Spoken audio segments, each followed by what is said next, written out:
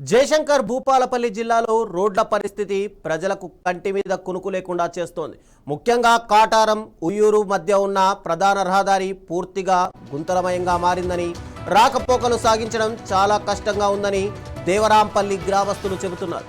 ఇక ఈ రోడ్డు మార్గంలో విద్యార్థులు, రైతులు, ఉద్యోగులు రోజు ప్రయాణిస్తుంటారు.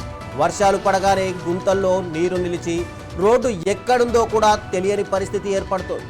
దీంతో ఈ రహదారిపై దేవరాంపల్లి గ్రామస్తులు తీవ్ర నిరసనకు దిగారు.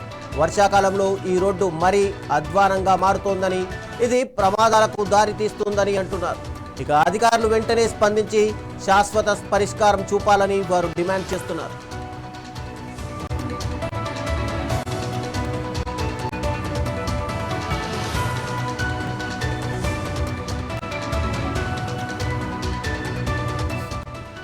వాహనదారులు, ముఖ్యంగా ద్విచక్ర వాహనాలపై వెళ్లేవారు తరచుగా ప్రమాదాలకు గురవుతున్నారని స్థానికులు ఆవేదన వ్యక్తం చేస్తున్నారు.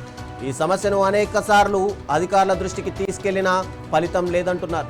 ఇక స్థానిక ఎమ్మెల్యే గండ్రా సత్యనారాయణరావు ఈ సమస్యపై తక్షణమే దృష్టి సారించాలని ప్రజలు కోరుతున్నారు.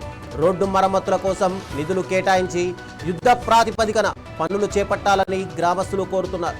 లేకుంటే ఆందోళనను మరింత ఉధృతం చేస్తామని హెచ్చరిస్తున్నారు.